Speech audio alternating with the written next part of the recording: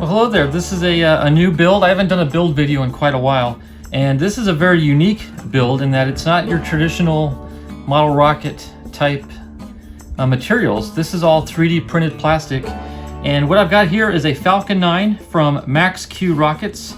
I believe they're a fairly new company. I just heard about them recently and went ahead and ordered the kit. Great price, great looking product from what I could tell online. And now that I see it in person, I tend to agree. It's going to be a great looking and hopefully performing rocket when I'm all done with it. Now, the instructions are pretty straightforward. In fact, they're pretty simple. Just, glue the stages together, attach all the attachments, decals, and you're good to go. I mean, there's really not a whole lot to it, which is nice. A lot of the detail work has obviously been printed into the plastic. So there's a lot of detail in the parts.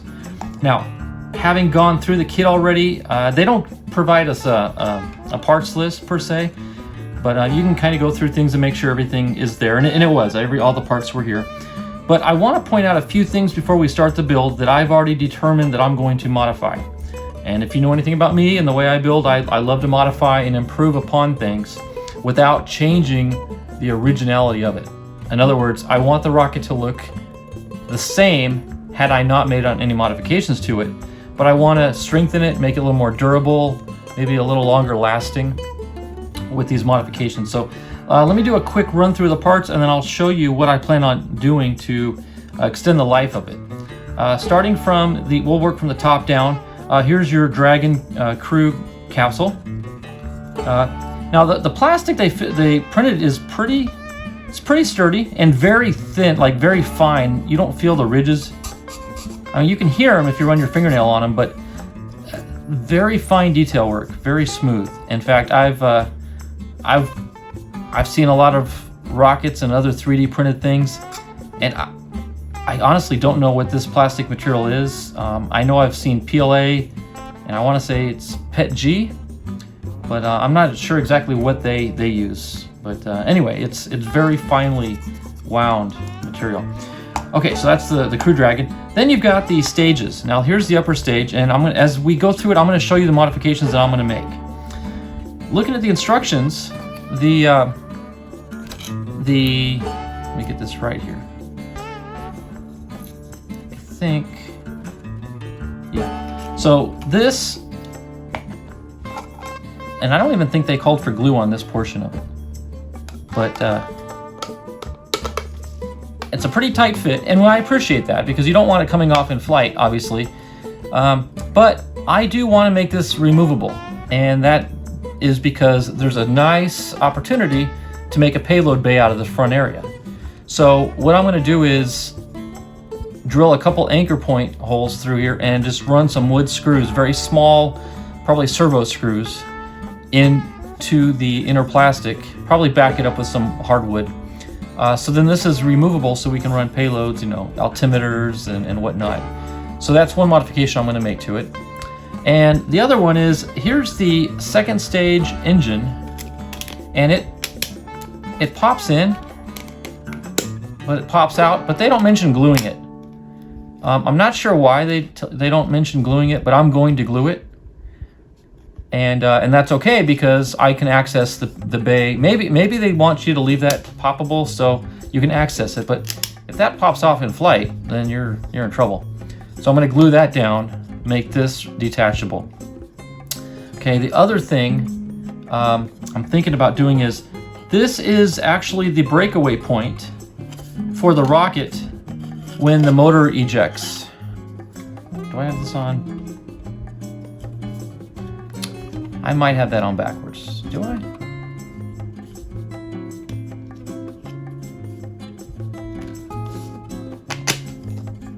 Did I put that on? Bear with me here. Yeah, I think I had that on backwards. So let's...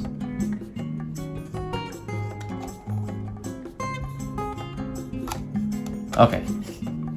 I gotta refer to the manual. Oh, should have had that better prepared here. The front half, no, that was the right piece, and I had it in the right orientation. I just don't know why the upper stage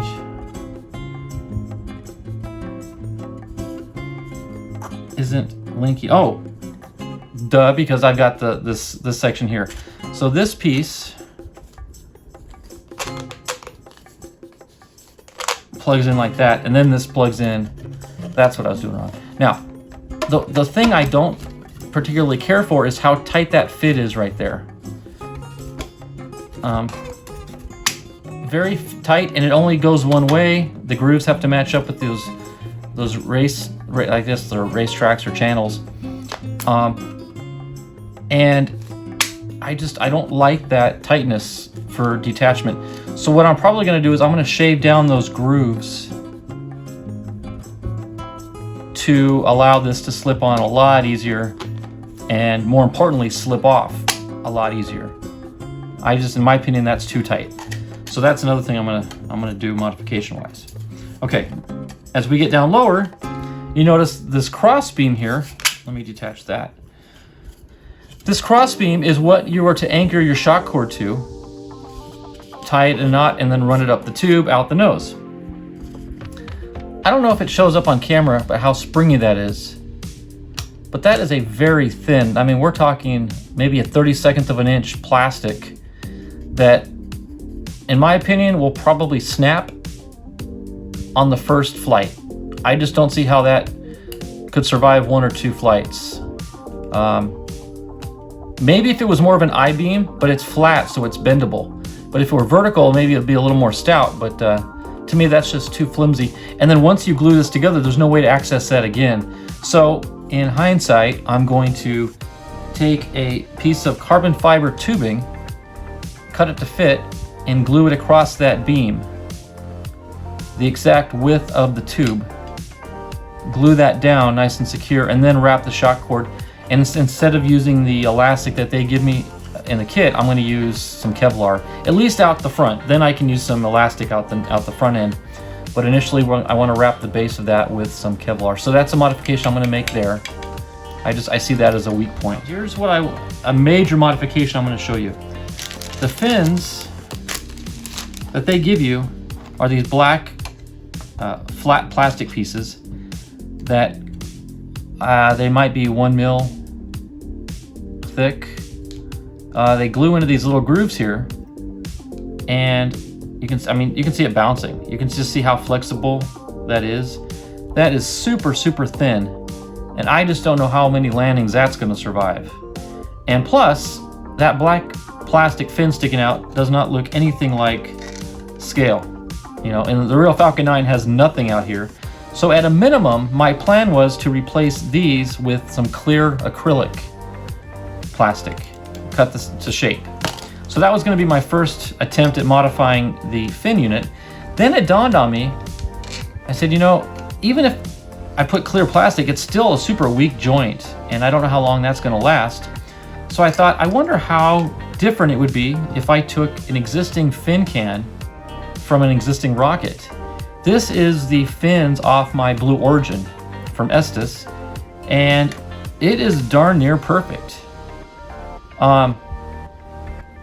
The only problem is the hole in the center is going to have to be bored out a little bit to make room for the screw-in cap, which is the engine bell assembly. This is what will screw in and then attach it to the bottom of the rocket. So I'm going to have to board this out a little bit with a Dremel. And then the good thing is Estes sells these fin cans as replacement parts, so I can order a brand new one. Like I said, bored out to fit, and then we've got a stronger and, in my opinion, better looking fin than this black plastic that does not look scale at all. So that's going to be a modification I'm going to have to play with. I'm going to have to order one of these from Estes. So that's going to put a little delay into my build video, but by the time you see this video, I'll probably already have it done. So that's a major modification there. Okay. Another modification I'm going to make is aesthetics, decal-wise. These are the decals that come in the kit, and I give them kudos. They provide beautiful vinyl decals here. SpaceX, the NASA logo, the meatball logo, some flags, little Falcon 9 decal, some mini decals to go on other parts of the rocket. These two vinyl stickers, I think are pretty decent. This one seems awfully thick and weak in my opinion. And personally, I like water slide decals. That's my preference on anything. And having just recently built this Viper that I got from Joe, he provided me with this kit that's plastic, 3D printed plastic as well, and very similar texture to it. And I put some homemade vinyl decals or water slide decals on it, and they lay down beautifully. There was no issue with that on the plastic. And then I went over it with a coat of Future floor polish as kind of a sealer and a protector of it, and it's holding up nicely. I've flown it. It's not peeling. It's, like I said, it lays down nicely on the plastic. So bearing that in mind, I went ahead and took those decals, scanned them in, cleaned them up a little bit, and I printed up my own water slide decals on some Sunny Scopa paper, and it came out really, really nice. I'm anxious to use this. And again, unlike these vinyls that you really only get one shot at it. Once you lay it down, they're down. With water slide, as you know, you can adjust and maneuver for a few moments before they start to set. So that's a major modification too, is I'll be using these water slide decals that I printed up. So that pretty much summarizes the preliminary stuff. I'm gonna, again, go through all the parts and we'll do the individual build steps one by one. I do want to show you when it comes time to glue, I'm going to be using this glue that I picked up when I built the Viper.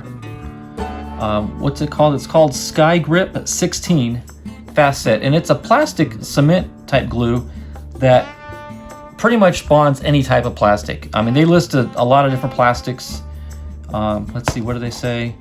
Butyrate, polycarbonate, styrene, and other plastics. It's an all-around universal glue for plastics. So not sure exactly what this is. I feel confident that this glue will be sufficient. I picked this up on Amazon for, I don't know, $9 or $10. The Sky Grip 16. So that's going to be the predominant glue. The instructions say you can use super glue, and I'm sure that would be sufficient. But I know this holds up real well, so I'm going to go with what I know works. So I'm going to clear the board, and we're going to start building. So let's get to it. Okay, step one in the build of the Falcon 9 is the first stage base assembly. And what we have here is we've got the base and we've got the engine mount. Now, prior to gluing the engine mount in, which is pretty straightforward, see, it goes together like that. And again, I'll use my plastic glue cement for that.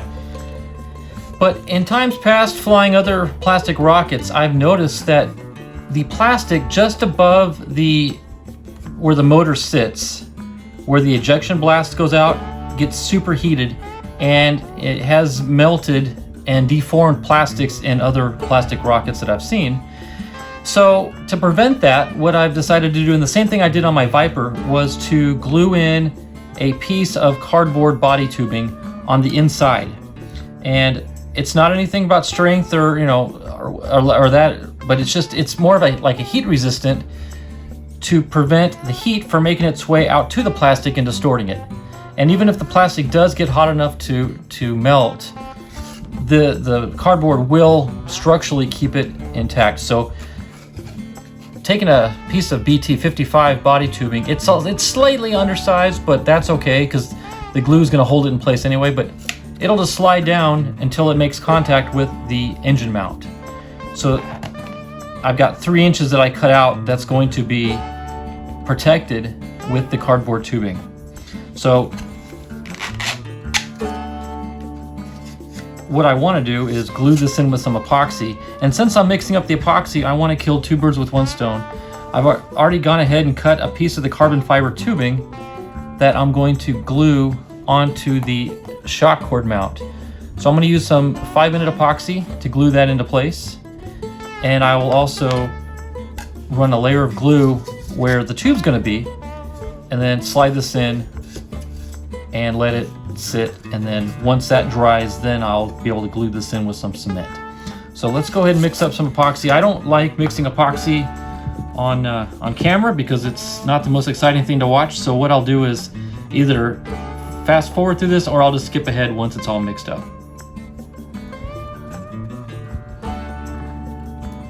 Okay, we've got that pretty thoroughly mixed up now. So let me go ahead and run a bead of glue on the inside of the body tube, just forward of the engine mount area. And off camera, before I started filming, I did hit the inside of the body tube with some sandpaper, just to scuff up the plastic a little bit, to give the epoxy a little bit more purchase.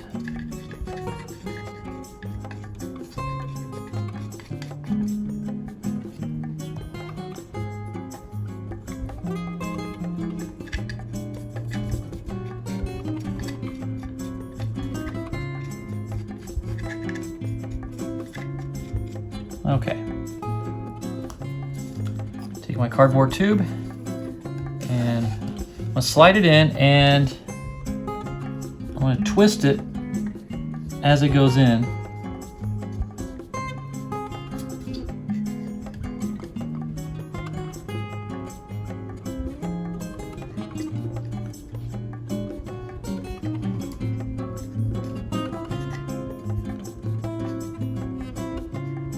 Okay, I don't know if you can see it on camera there, but the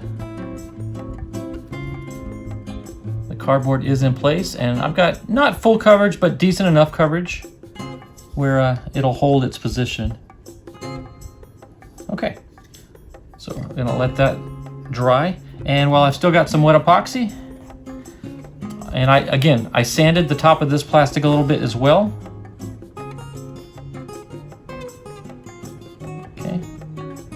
Just run a bead of epoxy, and I also sanded down a little bit of the carbon fiber, and we're just going to set that in place.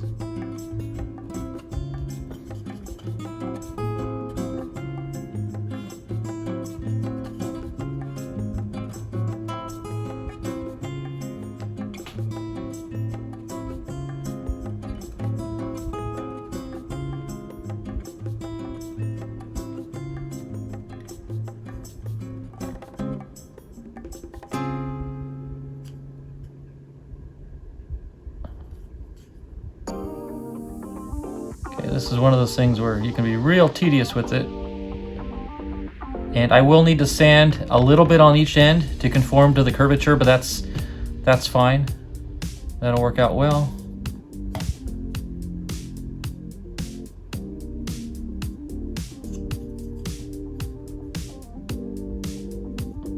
Okay, so we're gonna let this set and dry. And once the glue sets up, then we can come back and glue this in with the cement. So let's give this a few minutes to harden up. Okay, a couple things before the next step. I went ahead and, as you saw, I glued that carbon fiber tube across, but one thing which I can imagine if somebody made this mistake, they kick themselves. Make sure you install your shock cord before you glue the two halves together. So I made sure and attached my Kevlar to it. What I did was I wrapped it around the carbon fiber tube, tied a knot. I slipped a piece of heat shrink over the knot, and then I wrapped some electrical tape over the whole contraption. Just keeping things centered and also hoping to protect the Kevlar from the shock blast and the heat. So I've got that pretty well secured, and the Kevlar comes out the front end, and I've got plenty of Kevlar sticking out to clear the upper coupler section. So that's all squared away. So I'm going to glue two things now, and we're going to glue the engine mount to the base of the the first stage of the rocket here. So we're going to take some of our plastic cement,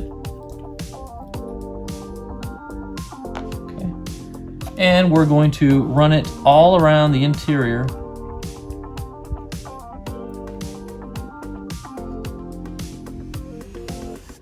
And I'm going to focus mainly on the back portion, because as we slide it in, it'll push it, the glue forward. But I'm going to dab a little bit sporadically.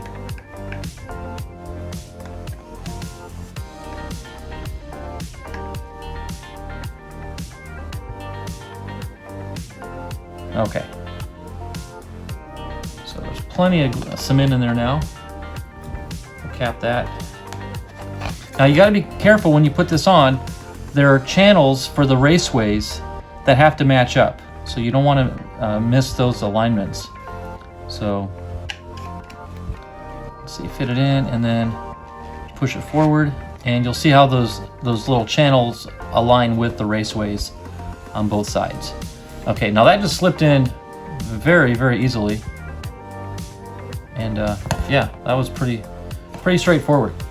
So this glue takes about 5 or 6 minutes to set, and then I want to say it's like, yeah, 5-6 minutes to work with. It fixes in 10 minutes, and then full strength in 24 hours. But so there we go. We got a nice junction there, and we can go ahead and mount the upper half as well. And one thing to keep in note, there's 2 raceways on either side of the rocket. One's kind of wide and one's narrow, so you want to make sure that they are aligned with each other. Okay, so we'll do the same thing we did on the bottom half. We're going to put the glue on the inside,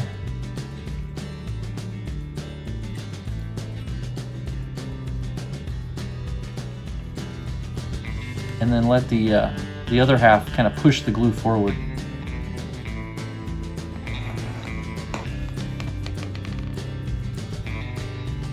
Okay, so let me get the wide and the narrows matched up. Okay, there we go. I'm going to put a little bit of glue on the carbon fiber as well.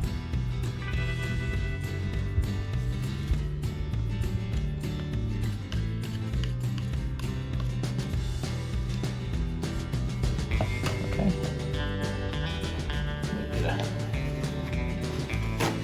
Get a towel to wipe that end off a little bit.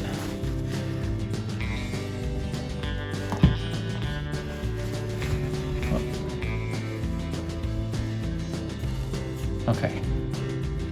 Get these lined up again. Okay.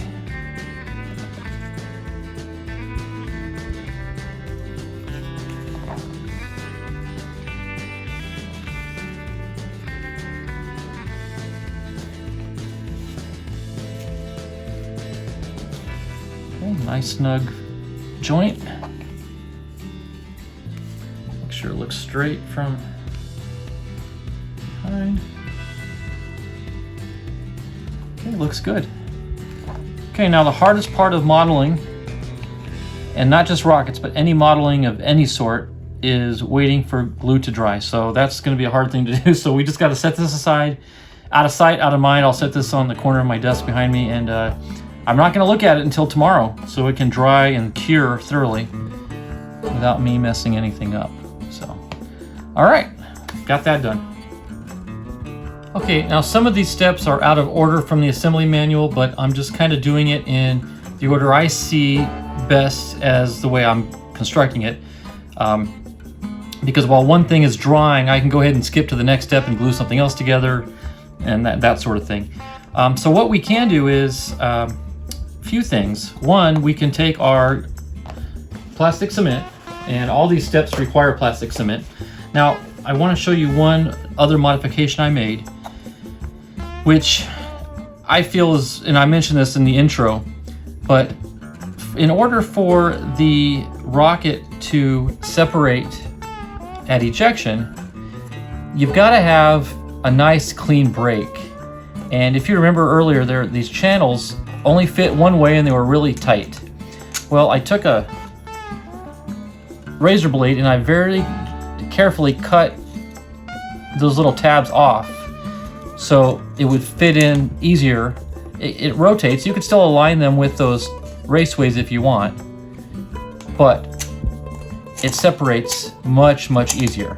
I mean, it's sturdy. I mean, it's not just going to fall off, but it will separate at ejection without any fear of it hanging up, which I was really afraid the way it was tight earlier.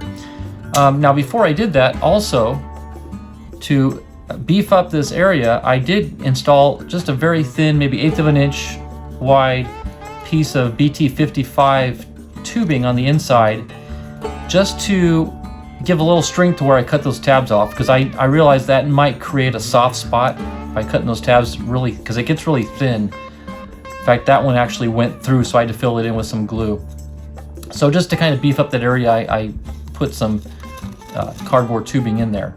Now we're going to further strengthen that by gluing on this engine bell. So that's one of the things we're going to use the glue for. The other thing I'm going to do is go ahead and glue this black brace up over the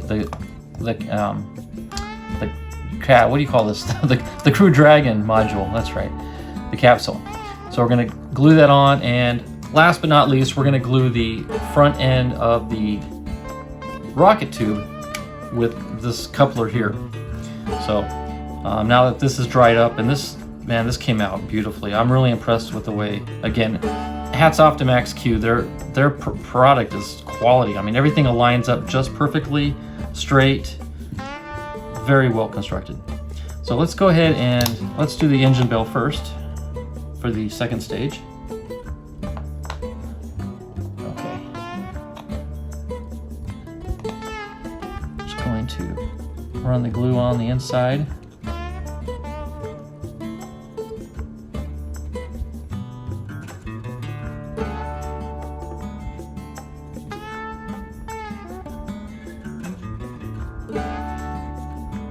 You definitely don't want to lose this engine bell, because this is what the shock cord is going to be mounted to, and the parachute.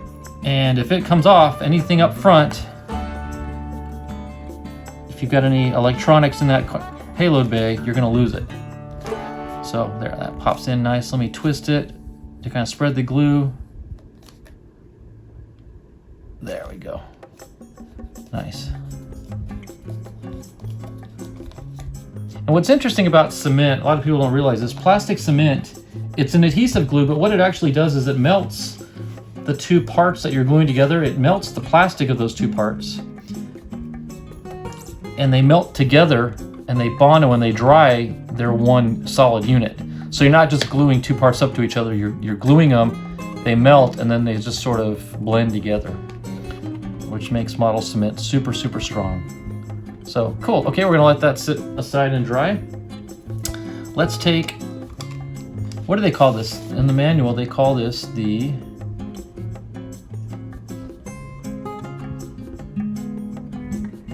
just the back, the black Crew Dragon part to the main Crew Dragon. So this is called the black Crew Dragon part. Very straightforward on this piece. I'm just going to spread the glue around the smooth side. And be sure to, when you do this, have some clothespins on hand, because that's what we're going to use to clamp all this together.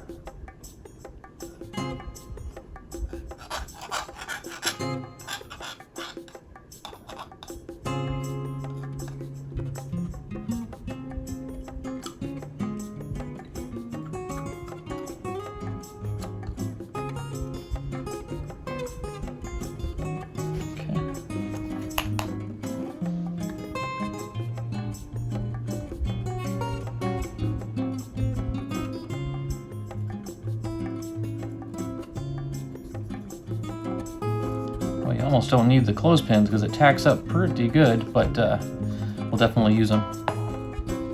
So just pinch that side, let's pinch this tab, and we'll put a couple in the middle.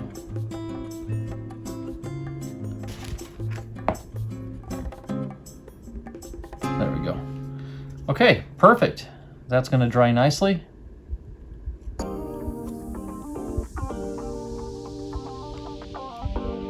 Okay, and last but not least, we're gonna, now I tucked the shock cord down in there so it won't get hung up in the glue. We'll have to shake it out when we're done. The other thing you got to keep in mind is when you glue this coupler on, make sure that the launch lug mount is in alignment with the bottom. So these have to go this direction. It would really it would be really bad if you get it all together dried and then realize the two are on the wrong side. Okay, so spread some glue around the base.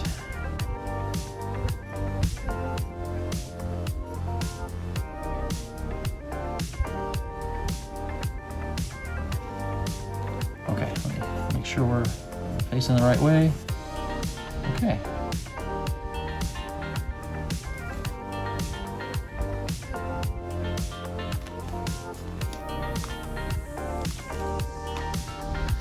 Looked up from the top, make sure the launch lugs are in alignment. Maybe you can see that, maybe you can. I can't quite tell from this angle, but we got them aligned nicely. I really, again, I want to brag on these kits. The way they fit together is just perfect. Okay, let's see if we can shake the shock cord out. There it is. Nice. All right, again, I'm gonna set this aside to dry, let everything else dry, and when we come back, we can start doing some modifications to mount the Crew Dragon as a removable cap so we can install payloads up in the nose. Okay, quick update on some of the things I've done off camera, and the reason I did them off camera wasn't because I was trying to hide anything from you or anything weird like that. It's just I wasn't sure how I was going to go about doing things, so I wanted to experiment a little bit and try different ways and then report back to you what's the best way to do it. Let me start out by talking about the raceways that are glued onto the body tube. These are 4 separate pieces, 1, 2, 3, and 4, and I glued them on using different techniques. For the long skinny ones, I did these first, and I used the cement on these 2 here, and it went okay. I mean, the final result is good. The other 2 I used thick CA, okay, just for comparison. If I had to do it all over again, I would have done all of them with the CA. And the reason is the cement, by the time you lay it down and then pick up your piece, it's already started to harden on the top surface. Where it's exposed to the air immediately starts to harden up. Now it softens the plastic underneath, but it hardened the top layer, so when you put the other piece of plastic on, it wasn't sticking. So it stuck in a couple places, but I had to kind of bend it back and apply a little bit more plastic cement and then lay it down. I had to do that 3 or 4 times throughout this whole stretch on both ends. Whereas when it came to the CA glue, I was able to run a thin bead of, and plus the nozzle is bigger on this, so it's harder to control. I had to use a toothpick. But with the CA glue, it was thinner nozzle, so I was able to run a thin bead all the way across, lay it down, and I used the thick CA, so I had a little bit of working time, and I positioned it, and it set up perfectly. Same way on the top side. Again, the result in the end, they look equally as good, but for sake of frustration, I would say use the CA glue, not the cement. Again, the cement, it hardened, and then I have to go back and do it again and again, and it just got to be a little cumbersome. So that's how I did the raceways. Okay. The other thing I want to show you is a modification that I made, and I told you I'm going to make some modifications to it. So because I glued the nozzle, or the engine bell, whatever you want to call it, onto the upper stage, that pretty much sealed in this payload bay area. Now, the capsule does come off, and they don't even talk about gluing this on in the instructions, which that's good because you want that space in there. But I just didn't like the idea of having this loosely fit, although it's pretty tight. You know, a jolt or a sudden jar at ejection or something may cause it to pop off and then spill out everything you have. So I wanted to secure the capsule. Okay, how do you secure it without, imposing a change of looks?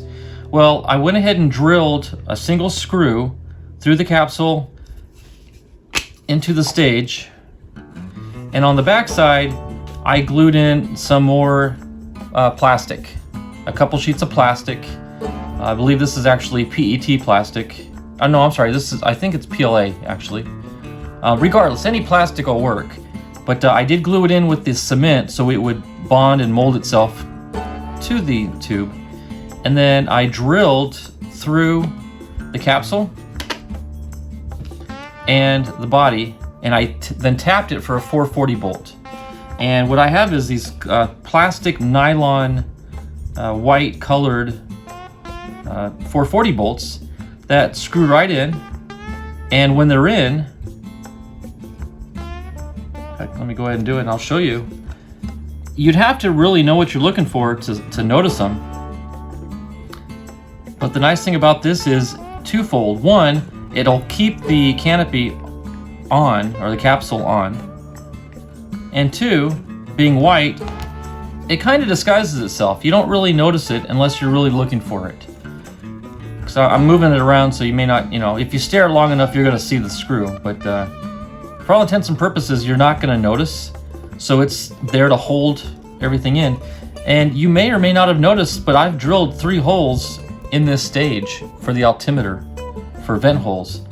I drilled one at the bottom of this raceway, one at the bottom of that raceway, and one at the bottom of this little box that's attached to the raceway. So I've got 3 1/16 inch holes drilled in the body tube to allow the altimeter to read the proper air density. So those are the modifications I made. Again, by cutting off those little channels on the shoulder, allows that nice snug fit. I mean, it'll come off if you wiggle hard enough, but it's not going to come off in flight. It's pretty sturdy. In fact, let me turn it. Let's see. There. That's the way it fits with those channel guides. But much better. If I deem it a little too loose, I may wrap a little bit of masking tape around that shoulder. But for now, I think we're good. We'll see as we get closer to flight time if I decide to thicken that shoulder up a little bit. But I must say, I'm still super impressed with Max-Q and the quality of their products. Yes, I'm making changes to it, but those are changes that I personally want to make. It's not required. The only thing I think that they could probably improve upon is that launch lug mount. Launch lug, shock cord mount. It just seemed a little thin and flimsy, but that's easy to correct if they choose to do so. But it's something that's easy to correct for the builder if they choose to beef it up as well. I went the extra step and put carbon fiber tubing in there. Overkill, probably so, but it's light enough weight where it's not gonna affect anything.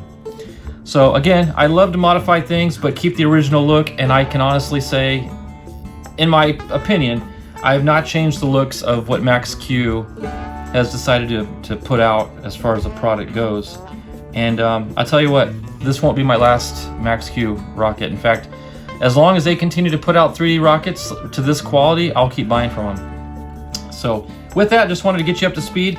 We're getting close to probably doing some decals next. Now I'm holding off on the grid fins and the landing legs only because they're just basically pop into place type items, and I can do that at the very end before I fly it, and I just don't want them in the way of anything else. But yeah, we're making progress. I think we're getting close to making and modifying the fin can as well to fit the base there, so we can use these. Again, there's nothing wrong with the fins that they provide. I just prefer the clear color look to it because they're just not as noticeable. And trying to stick to the original concept of the scale rocket, they don't have fins. So if I could use something clear, that's what I'm going to do. But I don't mean to tell you that this is the only way to do it. Build the fins the way they recommend and you'll be just fine. I just want to have that custom look to it.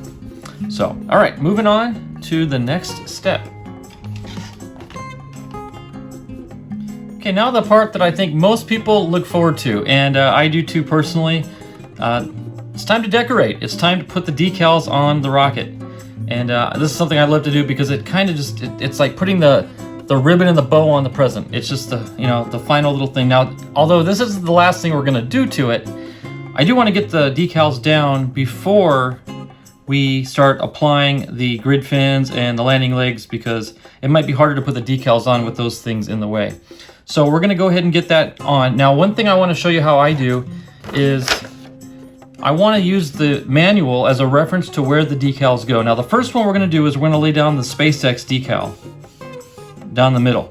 Now I have a reference point, and that's the center line where the two body tubes meet. Now if I take the drawing that's provided in the kit and I measure with the ruler the length of the white tubing from the base to the front end, you see it's 4 1/4. So I know that at 2 1/8 is the midway point. So 2 1/8 is the bottom of the letter A. So that being known, I know that I can lay down this decal with the bottom of the A in line with the center, the joint there.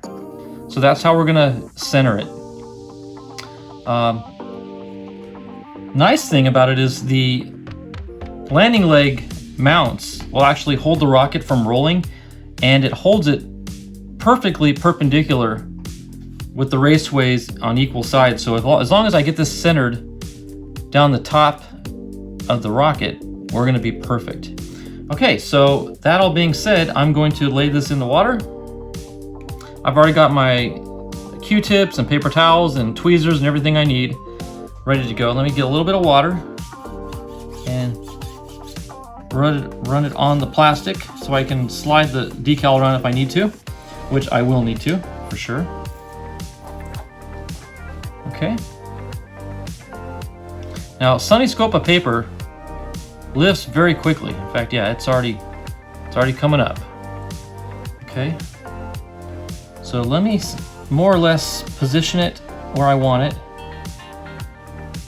and then slowly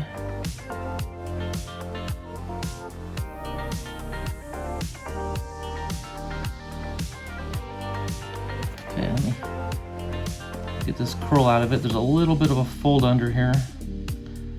Before I remove all the backing, it's best to get that taken care of.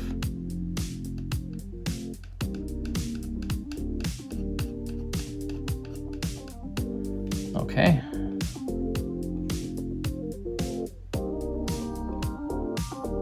There we go. Okay, and then we'll just drag the paper backing out from underneath it.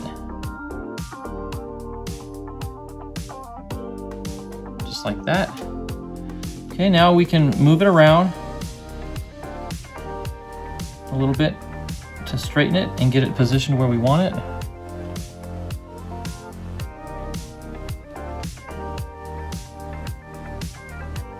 Yeah, I think that looks pretty good right there. Okay, good. Now we're going to use my Q-tip, and I'm just going to press from the middle out. That's pushing any air and water out from underneath the decal.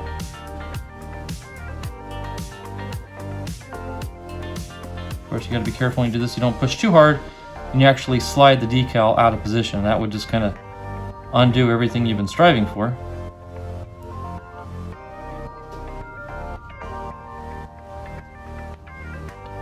Okay. Now I'm going to very gently lay this down. I'm not going to apply much pressure. This is just going to soak up some of the residual water that is laying on the surface. One thing I did not mention, and I should have, is the SpaceX decal goes in line with the launch lugs. So make sure you got the launch lugs facing upward when you do this. Okay. I am very, very pleased with that, looking at it from behind. Okay. Just work the edges a little bit more.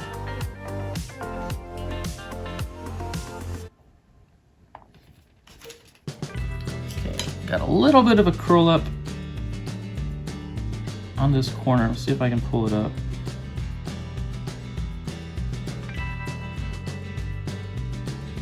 No. Okay, that's good.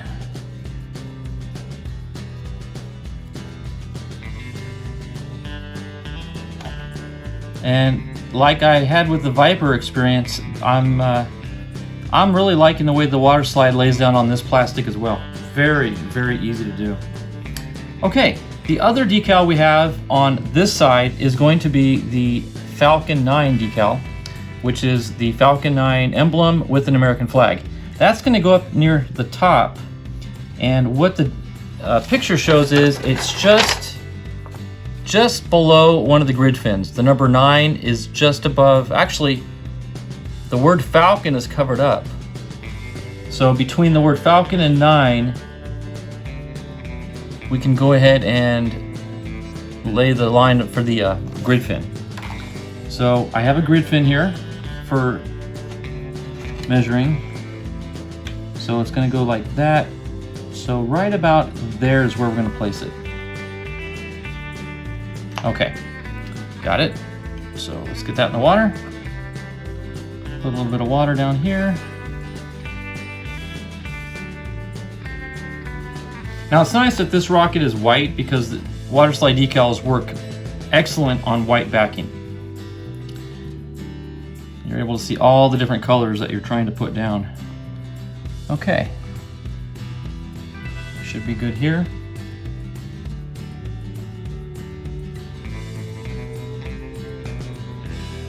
Okay, let me get my spacing here. Needs to come up. Okay, now the nice thing is I've got the launch lug right there, so I can guarantee it's centering. It's going to be spot on.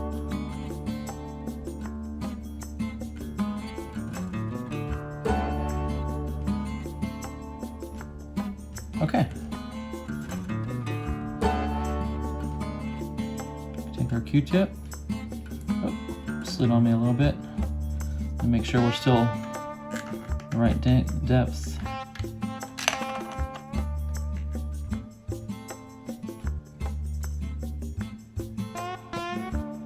Okay.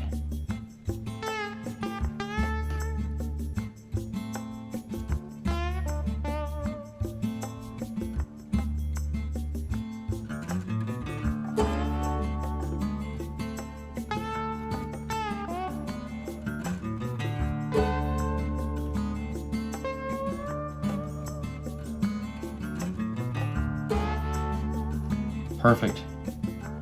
Could not be more pleased. This is coming out really, really nice. Okay, and then just tapping gently to get any residual. Beautiful. I don't know if you can see that looking down the length of the tube. It's pretty much spot on. Okay, now because the lugs and the little mounts keep the rocket up off the bench, we can go ahead and do the other side as well. So we'll rotate it over. Now this one's going to be a little trickier because the launch lugs are sticking down, so they're not allowing it to sit perfectly flat. So it's going to have a little bit of a tilt to it with this rotation. That's okay, we can just work right through that. Now let's measure where we want the NASA decal.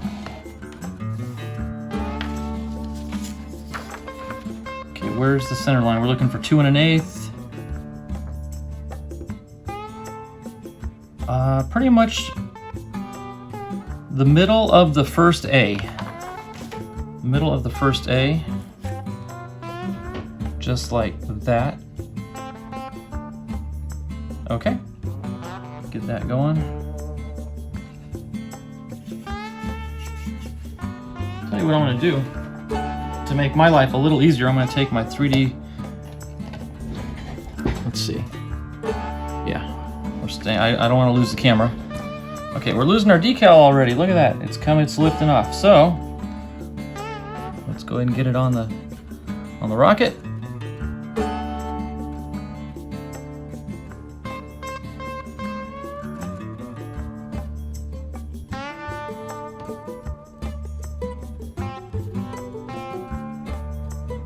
Okay, nice. Okay, we'll slide it into position.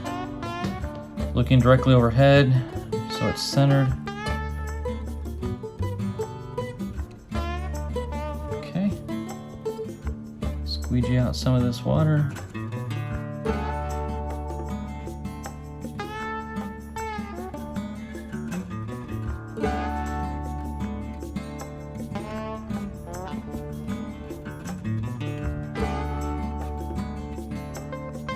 Now again, I'll mention this. The decals that came in the kit are wonderful. In fact, they're vinyl, which is better than water slide in a sense that With water slide, you're still gonna have some background. You know, you got the clear, but it's gonna fade the white a little bit, whereas the vinyl, all you have is the color portion of the decal.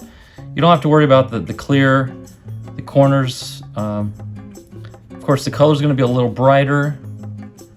So aesthetically, probably stick with the vinyl. Again, I love to customize and I love water slide decals. So I enjoy making my own. And I love the application process. I love doing this. All right.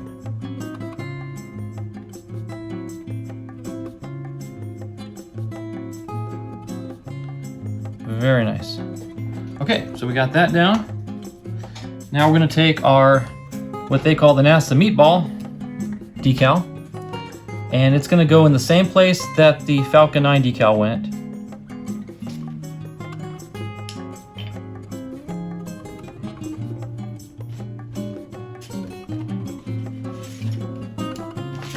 In fact, let me get my grid fin out so I can use it for measuring. Okay, a little bit of water up in here.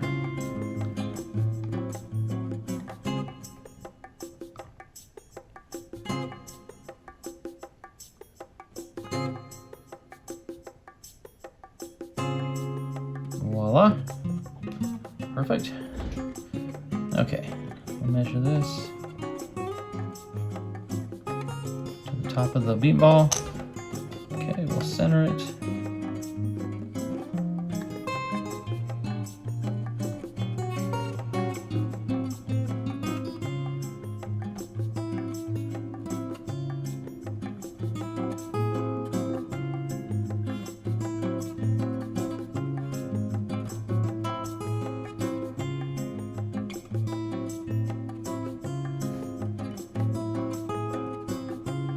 Tell you what, I hadn't thought about this, but the fact that this is 3D printed, you can see the groove lines in the printing, and those groove lines give you a reference for the stripes on the flag. Like, I can just make sure the flag is perpendicular to the rocket by ensuring that it lines up with those ridges. So that's a benefit. Okay. Let me see if it looks centered. Looks perfect from this angle. Okay, I'm just gonna do one more squeegee. And then after this, I'm gonna take a break and come back and we're gonna do the decals on the upper stage. Or in this case, they would call it the second stage. Beautiful. Could not be more pleased. I've got water around here. Yeah, you can't look at that and tell me it's not pretty sharp looking. All right. Okay, the next set of decals we're going to put on are the two meatball and flag decals, which go right under these two raceways where I've got my holes drilled for the altimeter. So they're going to go right in the center spot on both sides. And I've also got some meatball and American flag decals that are going to go up on the capsule itself. So we'll handle that after a bit. They're really small decals, by the way. So let's do the larger ones first. We'll get that started. Put a little bit of water here. Okay, these should lift pretty quick.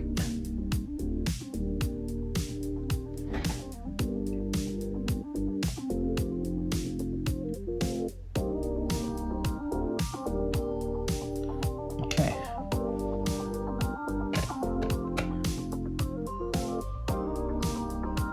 Oh, that looks just about perfect.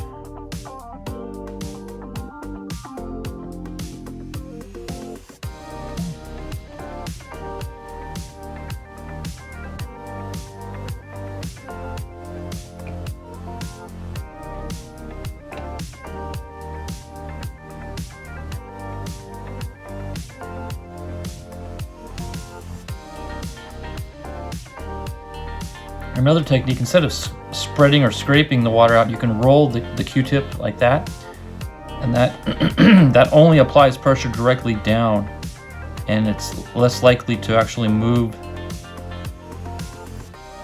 the decal around on you, but still allows you to press the the water out. Okay, there we go. Soak up any residual. Okay, rotate and do the other side.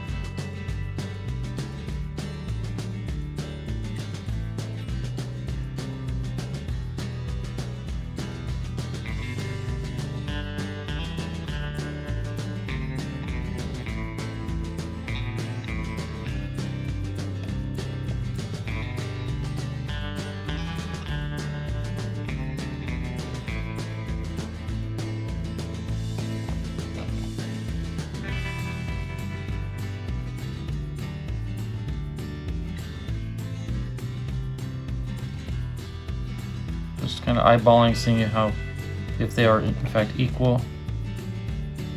Okay, good. Let's soak up that one. Okay, now on to the capsule up ahead. So there's 4 of these booster covers and 4 little decals, and the American flag will go on the right one and the meatball will go on the left, and right American flag and meatball on the left again. So let's go ahead and get these started. These are tiny little guys. In fact, I'm not going to even let go with the tweezers.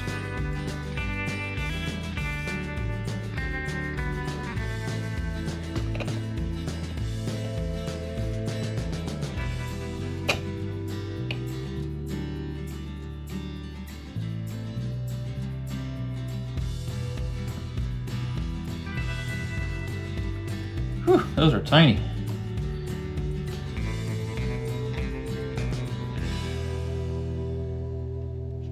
Okay. Let's see.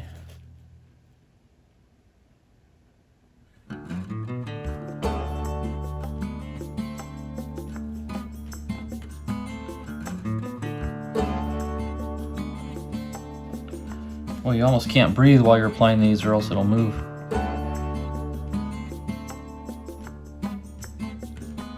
There we go.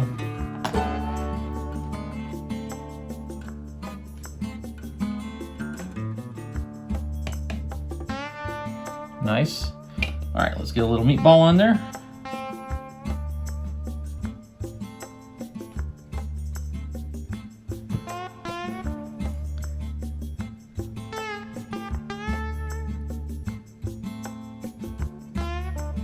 Now I did leave these decals cut square. That way I could ensure that the rotation of it is proper. If I just cut it round, I may mess up on the rotation of the decal. If that makes any sense.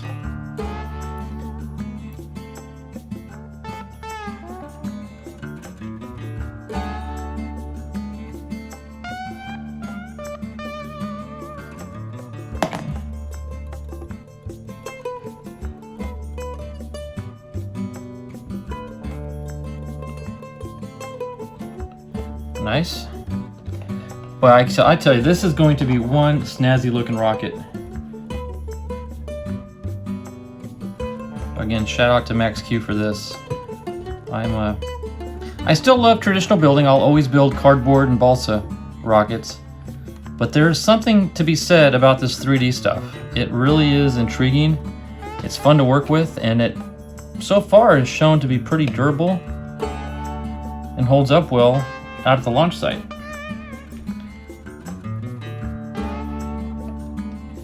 And I do have the Estes Falcon 9 in my fleet, but I'll tell you, I've only flown it just a couple times as of this recording, and you know, at $150, I don't want to fly it too often. I really don't. I'll fly it on special occasions, but it's not going to be my average everyday Saturday flyer, just because of the expense in it. But at 50 bucks for this kit, I'm going to fly this a lot. And like I said, I believe it'll stand up the test of time durability wise, because this plastic is pretty tough.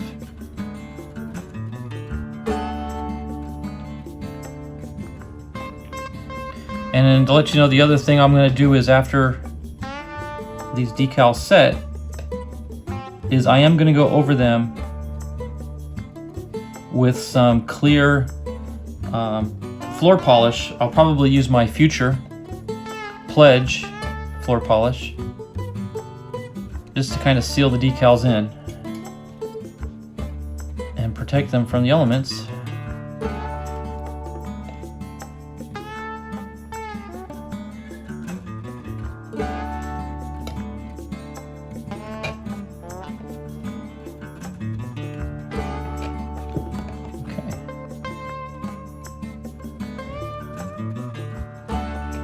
Perfect. All right, well, there you go. We've got some very finely detailed decals on now. That's it for all the decals they provide. And I mean, if you wanted to go all out and paint some of the more detailed work on the capsule, that would be awesome. If it were a display model, I may do that, but because this is going to be a flyer, we're just going to keep it the way they made it, and I think it's more than sufficient. So there we go. Wow, I'm getting more excited to fly this thing now that it's starting to come together like this. So, all right, I'm gonna let this dry and move on to the next step. Okay, we finally reached the conclusion of the build, and I've done a lot off camera. Obviously, you can see things that you hadn't seen before, and I'll go through it, each step with you to show you what I did. But the reason I tend to do the last parts off camera is because that's when a lot of my personal customizing and modifications come into play. And because I don't know exactly how they're going to turn out, I tend to do things a little more tediously and meticulously, and a lot of that's hard to do on camera. So I was able to complete everything as planned, and now I'm going to show you what I did, how I did it, and why I did it. So you can see here the rocket is standing firmly on its 4 landing legs, which I absolutely love that this kit has that option, because basically it allows you to stand the rocket up on its own when not in use, and you don't need a stand. It's got its own built-in stand, and it looks cool too. So I did install all 4 of the landing legs, but let me, for the sake of presentation, I'm going to show you how easy they are to fold up.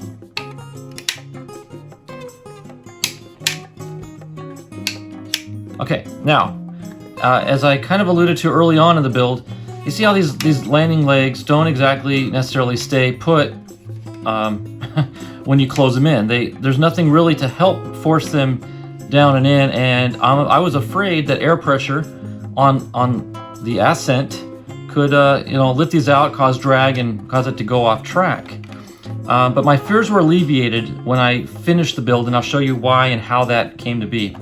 So let me set this on a stand here.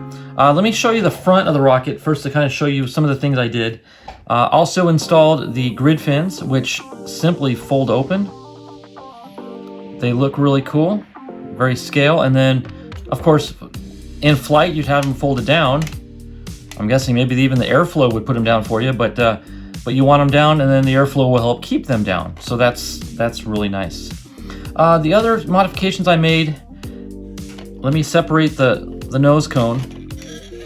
I did cut off those little tabs that fit into the slots on the coupler, but then it made it a little bit too loose, so I just simply ran a little bit of masking tape around the shoulder there, and it makes a nice tight fit.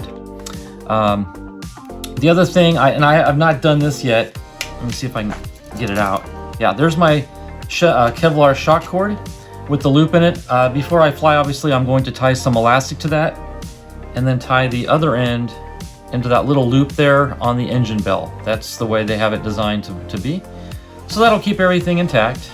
Off camera, I did lay down some future floor polish on all the decals just to kind of help keep them down and from lifting over time. So that'll be good. And here, I'll just go ahead and tuck all that back in.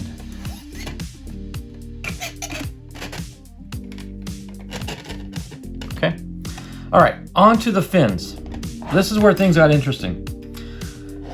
The rocket kit does come with this nice little engine retainer cap that mimics the 9 Raptor engines.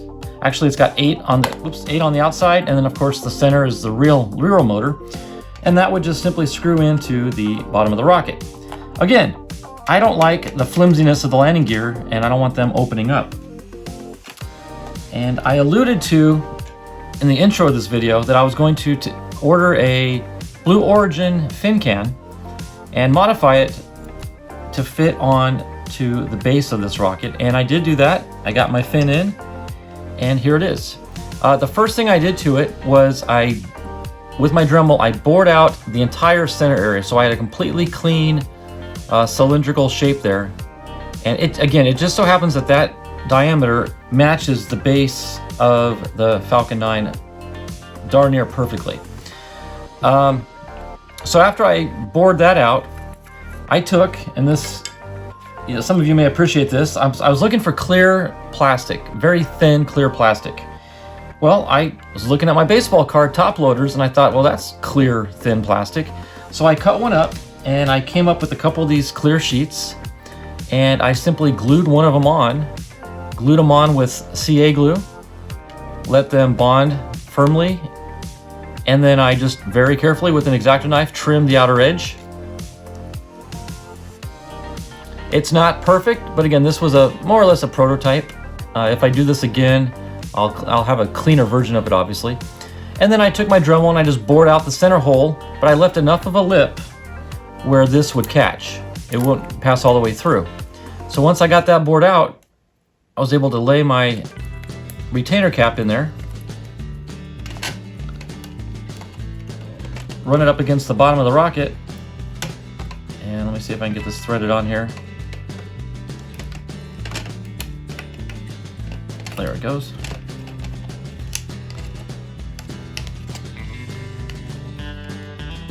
So the fins actually act as kind of like a washer, if you want to use that term, and between the engine cap and the bottom of the rocket. But here's the cool thing that alleviated my fears. Now that that's mounted and on, look,